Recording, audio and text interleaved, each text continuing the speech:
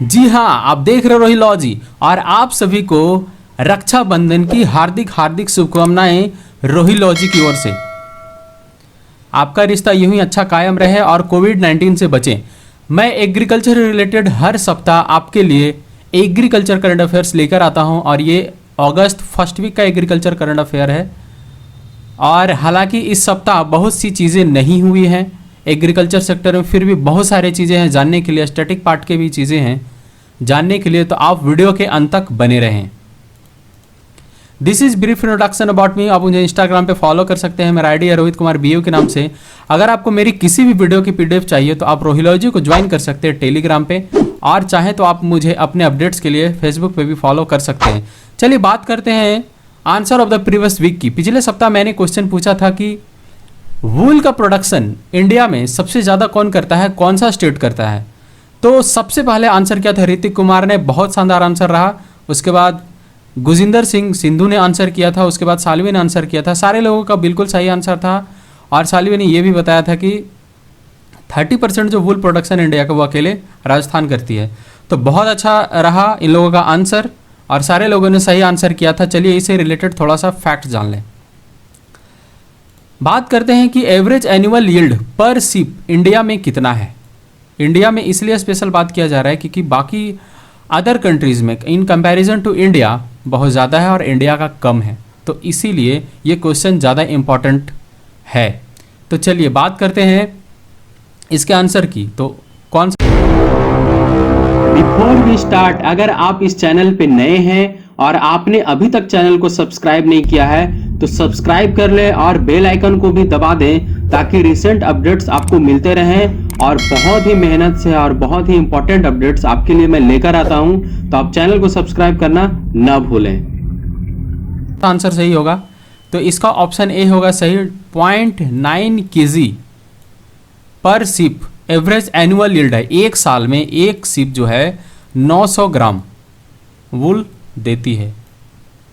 ये आपको डेटा याद रखना है, कहीं भी किसी भी एग्जाम में पूछा जा सकता है अगर आप एग्रीकल्चर से रिलेटेड एग्जाम दे रहे हैं तो।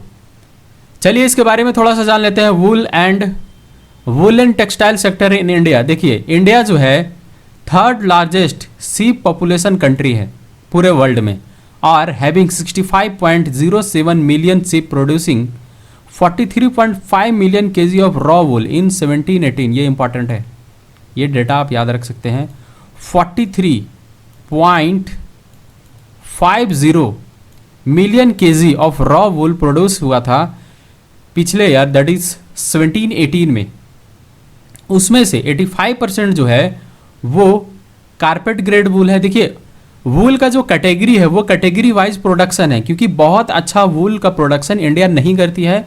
तो ये देखें कि मैक्सिमम वूल का जो प्रोडक्शन है 85% ऑलमोस्ट, जितना प्रोडक्शन हम लोग का होता है उसका ऑलमोस्ट 85% कारपेट ग्रेड वूल होता है जिसका कारपेट बन सकता है। 5% जो होते हैं अपैरेल बन सकते हैं। उसके बाद रिमेनिंग 10% जो है जो कोर्स ग्रेड के होते हैं और उसके कंबल्स बनाए जाते हैं। तो ये इंपॉर्टेंट है। उसके बाद अगला पॉइंट देखते हैं। एवरेज एनुअल यील्ड पर शिप बताया मैंने कि इंडिया का जो है वो 0.9 kg है और अगर वर्ल्ड के तुलना में देखा जाए तो वर्ल्ड का जो है 2.4 kg पर शिप पर ईयर है। उसके बाद a small quantity of speciality मतलब स्पेशल फाइबर जो कि बहुत अच्छे क्वालिटी की होती है तो उसका प्रोडक्शन बहुत कम होता है इंडिया में, स्मॉल क्वांटिटी में होता है। सबसे मेजर पॉइंट यहाँ पे ये है आपको जानना, देखिए यहाँ पे ध्यान दीजिएगा। सबसे मेजर पॉइंट आपको ये जानना है कि पश्मीना गोट बहुत फेमस नाम है पश्मीना गोट। तो पश्मीना गोट जो है और अंगोरा रैबिट्स जो हैं ये दो लोग मिलकर स्पेशली फाइबर जो हैं वो प्रोड्यूस करते हैं। यही सबसे ज़्यादा वैल्यू रखता है और यही दो लोग का प्रोडक्शन होता है। मतलब ये जो दो हैं पश्मीना गोट्स और एंगोरा रैबिट्स, तो इन्हीं दो के वजह से स्पेशल फाइबर का प्रोडक्शन होता है। अगला देखते हैं। The domestic produce of India wool is not adequate. वो सही बात है, इंडिया का जो डोमेस्टिक प्रोडक्शन है वूल का वो एडिक्वेट नहीं है। तो इसीलिए हम लोग को जो अच्छी क्वालिटी की वूल चाहिए उसमें डेफिशिएंसी है, तो हम लोग इंपोर्ट करते हैं वेरियस कंट्रीज से। ज़्यादातर हम लोग का इंपोर्ट होता है ऑस्ट्रेलिया से। चलिए अगला पॉइंट देखते हैं, इसी से रिलेटेड है। हाँ, अगर बात करें 17-18 के प्रोडक्शन के वूल की, तो 16-17 का आप देख रहे हैं 43.50 मिलियन केजी है, इसी के आसपास 17-18 में भी था।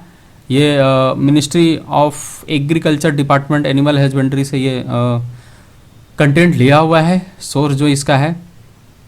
अब चलिए बात करते हैं major wool producing states in India. ये इंपॉर्टेंट है। देखिए राजस्थान जो है अकेले सोचिए कितना प्रोडक्शन करता है, ये ऑलमोस्ट 5 डिजिट में है, बाकी सब जो हैं 4 डिजिट में है।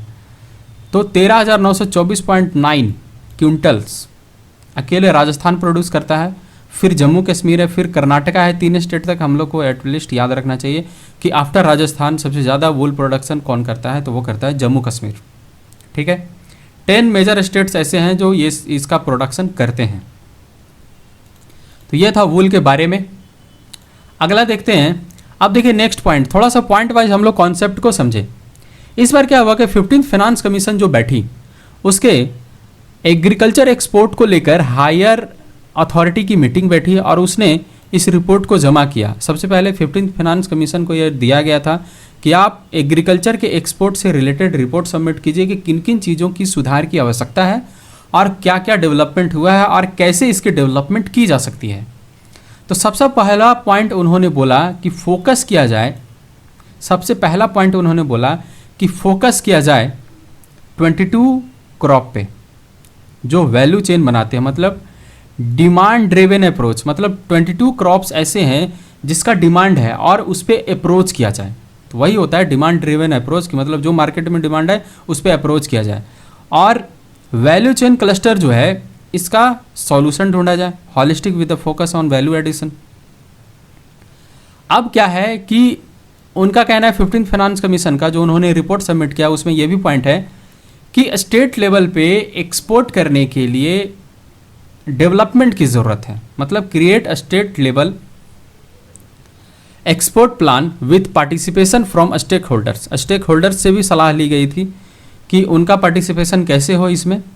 उसके बाद प्राइवेट सेक्टर एक एंकर रोल प्ले कर सकता है, इसमें बहुत महत्वपूर्ण रोल इसमें प्ले कर सकता है, वो इसको लिफ्ट अप कर सकता है, तो उसको भी इंक्लूड करने की आवश्यकता है। तो ये इंपॉर्टेंट है थोड़ा सा। चलिए अगला पॉइंट देखते हैं। अब बात करते हैं खरीफ प्रोडक्शन की। देखिए खरीफ का अभी सोइंग हो गया है, खरीफ का अभी सोइंग हो गया है और रबी की हार्वेस्टिंग हो गई है।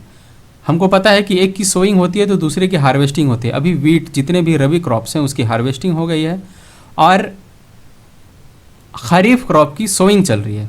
जितने भी रबी क्रॉप थे उसकी हार्वेस्टिंग हो गई है और खरीफ क्रॉप की सोइंग चल रही है। तो खरीफ क्रॉप में अभी तक देखिए पिछले साल जितना कल्टीवेशन हुआ था, जितना सोइंग हुआ था, उसका 13.92% इंक्रीज हुआ इस बार। इसका बहुत बड़ा कारण है लॉकडाउन। लोग अपने घरों पे ज़्यादा ध्यान दिए, कोविड-19 की वजह से लोग घर में रहे, अपनी खेती पे ज़्यादा ध्यान दिए।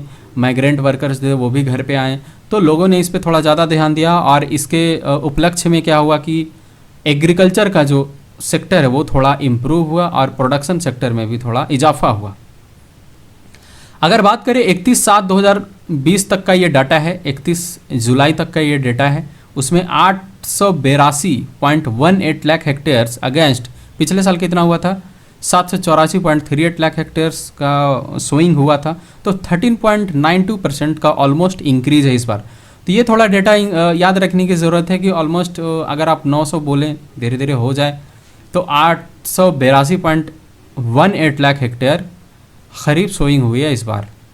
तो इससे आपको ये पता चल सकता है कि ऑल ओवर इंडिया में खरीफ की जो सोइंग होती है वो ऑलमोस्ट कितने लाख हेक्टेयर में होती है। तो चलिए अगला पॉइंट देखते हैं। देखिए अगला पॉइंट क्या है कि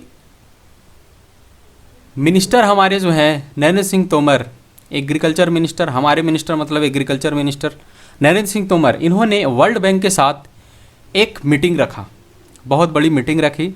उन्होंने कहा कि जो हमारा एमपी में ग्वालियर है, ग्वालियर का जो चंबल रीजन है उसको अंडर एग्रीकल्चर डेवलपमेंट में लाया जाए। देखिए क्योंकि वहाँ का जो ऑलमोस्ट 3 लाख हेक्टेयर लैंड है वो खाली पड़ा है और उस पर कोई काम नहीं हो रहा और नॉन कल्टिवेबल है।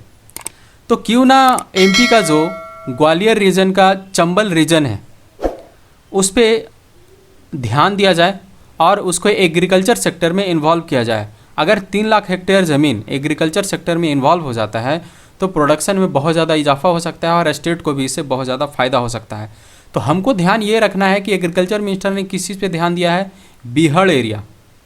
बीहड़ area in Gwalior Chambal region में एग्रीकल्चर को बढ़ावा देने के लिए वर्ल्ड बैंक के साथ मीटिंग रखी और ये एरिया कितना का है, 3 लाख हेक्टेयर का है। इसलिए ये इंपॉर्टेंट है क्योंकि बहुत बड़ा एरिया एग्रीकल्चर सेक्टर में कन्वर्ट करने की बात की गई है और इसमें वर्ल्ड बैंक से भी मदद ली जाएगी। चलिए अगला देखते हैं। अगला बहुत इंपॉर्टेंट है। इंपॉर्टेंट ये है कि ये एक अवार्ड से रिलेटेड है। कोयम्बटूर में एक कनन वॉरियर करके एक काउंसिल चलता है या एक ग्रुप है कहिए तो, जो बहुत काम करती है फॉरेस्ट पे, एग्रीकल्चर पे, इन सब सेक्टर पे काम करती है। जस्ट लाइक एन NGO आप कह सकते हैं। तो वो उस पर काम करते हैं। उनको एक अवार्ड मिला है। अवार्ड क्या मिला है? Indian council of forestry research and educations national award of excellence. तो नेशनल अवार्ड ऑफ एक्सीलेंस इनको दिया गया है। किनको दिया गया है? कन्नन वॉरियर को। ये कहाँ का है? ये कोयम्बटूर बेस्ड है, कोयम्बटूर का है। तो दिया किसके द्वारा गया है? ये दिया गया है Indian council of forestry research and education, apex body of forestry research in India. क्योंकि इंडिया में फॉरेस्ट रिसर्च के लिए सबसे अपेक्स बॉडी है, सबसे बड़ी बॉडी यही है और ये अवार्ड देती है। उसके बाद वॉरियर केरला एग्रीकल्चर यूनिवर्सिटी का 5 साल के लिए एक अवार्ड जीत के रखा है जिसको बोलते हैं कला प्रतिभा। तो कला प्रतिभा अवार्ड भी इसको मिला है। सबसे इंपॉर्टेंट इसमें 2 बात याद रखना है कि कन्नन वॉरियर जो कोयम्बटूर बेस्ड एक ऑर्गेनाइजेशन है, उसको council of forestry research and education ने एक्सीलेंस अवार्ड दिया है। ये इंपॉर्टेंट है और इसको याद रखना है। तो ये था ऑलमोस्ट एवरी एस्पेक्ट्स पे मैंने बात किया जो इस सप्ताह हुआ है। और बहुत सारी चीज़ें अगर होती हैं, अलग से भी कुछ होगी तो वो मैं उसको अलग टॉपिक में कवर करूँगा। तो कोई भी पॉइंट छोड़ने की मैं कोशिश नहीं करता हूँ। बहुत सारे सोर्स को कलेक्ट करता हूँ, वहाँ से फिर इन्फॉर्मेशन लेकर आता हूँ। तो आप निश्चिंत रहें कि सारे करेंट अफेयर्स आपके कंप्लीट होंगे। चलिए अब बात करते हैं क्वेश्चन ऑफ द वीक की। धीरे धीरे हम लोग पहुँच चुके हैं क्वेश्चन ऑफ द वीक की तरफ। सबसे इम्पॉर्टेंट क्वेश्चन, इम्पॉर्टेंट है इसलिए इम्पॉर्टेंट है कि बहुत सारी वैरायटीज़ हम लोग खुद से रटते हैं तो हमको याद नहीं होती हैं। तो इसका क्वेश्चन क्या है कि लखनऊ 49 जो एक वैरायटी है, ये एक वैरायटी है, किसी क्रॉप की वैरायटी है, किसी की भी हो सकती है, फ्रूट की हो सकती है, वेजिटेबल की हो सकती है, इसलिए ऑफ लिखे हैं। ऑफ के बाद कुछ मेंशन मैंने नहीं किया, बस ये एक वैरायटी है लखनऊ 49। ये किसकी वैरायटी है आपको ये बताना है। आप एकदम फास्ट ट्रैक मोड में आंसर कर सकते हैं। तो ये था इस सप्ताह का एग्रीकल्चर करंट अफेयर्स। और बिल्कुल अच्छे रहें आप, सुरक्षित रहें, घर पे रहें और जी जान से मेहनत करें। आप अगर किसी भी एग्ज़ाम की तैयारी कर रहे हैं और जो लोग NSC की तैयारी कर रहे हैं वो जी जान से तैयारी करें। मैं NSC से रिलेटेड लगातार अपडेट्स डाल रहा हूँ, तो आप निश्चिंत रहें कि आप सही चैनल को ट्यून किए हैं और इस चैनल को अभी तक आपने सब्सक्राइब नहीं किया तो सब्सक्राइब कर लें। Thanks for today. जय हिंद, जय भारत।